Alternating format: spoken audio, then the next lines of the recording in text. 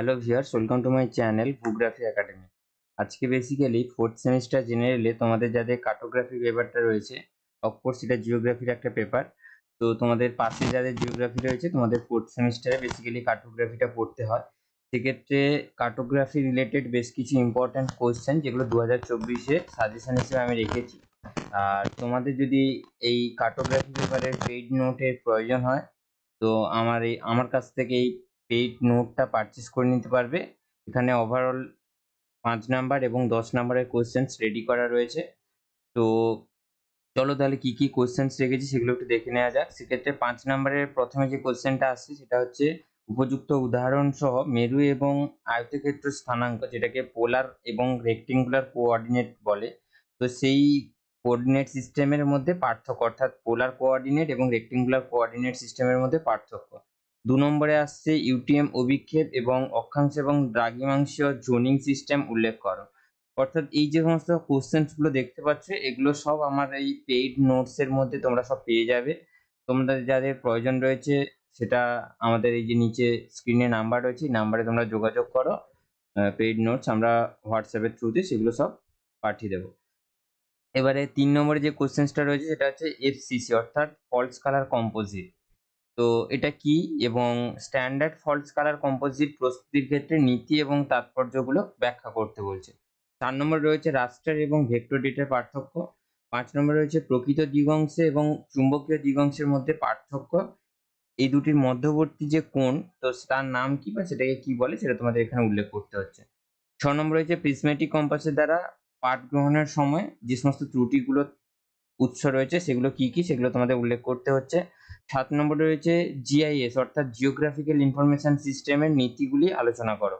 8 নম্বরে রয়েছে এনএইচওর অধিকতর প্রয়োজনীয় পরিষেবাগুলোর ব্যাখ্যা করতে বলছে। ইউটিএম অভিক্ষেপের যে বৈশিষ্ট্যগুলো সেগুলো উল্লেখ করতে বলছে। 10 নম্বরে রয়েছে মার্কেটের প্রজেকশনের প্রধান সুবিধা এবং অসুবিধাগুলো উল্লেখ করো। এবং 11 নম্বরে রয়েছে বিভিন্ন ধরনের বিষয়ভিত্তিক মানচিত্রের ব্যবহার বর্ণনা করো। 12 নম্বরে রয়েছে আইসোপ্লেট এবং কোরোপ্লেট মানচিত্র প্রস্তুত করার ধাপগুলি বর্ণনা করো।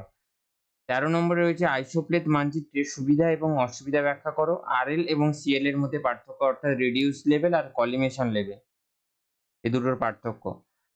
15 নম্বরে রয়েছে বিভিন্ন ক্ষেত্রে জিআইএস এর প্রয়োগ কিংবা ব্যবহার, যেটা অ্যাপ্লিকেশনস বলে, তো সেগুলো তো আমাদের উল্লেখ করতে হচ্ছে। সক্রিয় এবং নিষ্ক্রিয় সেন্সরের মধ্যে পার্থক্য, হোল সার্কেল বিয়ারিং এবং হ্রাসপ্রাপ্ত দিগংশ কাকে বলে সেটা উল্লেখ করতে হচ্ছে।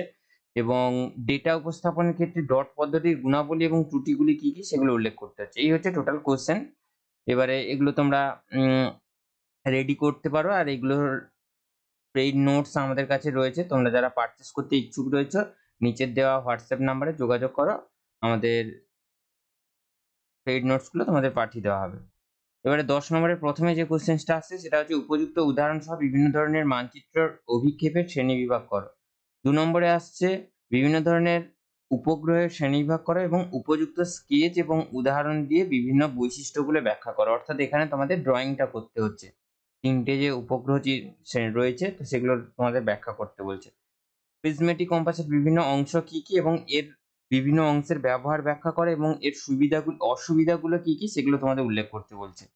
লেভেলিং সার্ভের জন্য ব্যবহৃত যন্ত্রটা কি? এটি একটি লেবেলযুক্ত চিত্র আঁকো।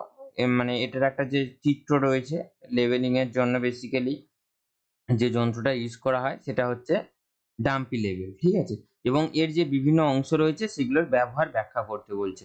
5 নম্বরে রয়েছে সমানুপাতিক বৃত্তচিত্রের নীতি গঠন এবং অঙ্কন প্রণালী উদাহরণ সহ আলোচনা করতে বলছে 10 নম্বরে।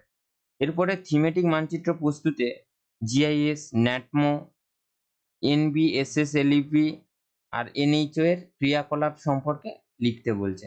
7 নম্বরে রয়েছে উপযুক্ত উদাহরণ সহ বিভিন্ন ধরনের স্কেচ এর শ্রেণীবিভাগ করতে বলছে এবং এর সঙ্গে ব্যবহারের জন্য গুণাবলী এবং ত্রুটিগুলোর ব্যাখ্যা করতে বলছে। এবারে রেজোলিউশন বা ইমেজ রেজোলিউশন এটাকে বলছে, তো এই রেজোলিউশনের শ্রেণীবিভাগ করতে বলছে এবং তার সংক্ষেপে সেটাকে ব্যাখ্যা করতে বলছে।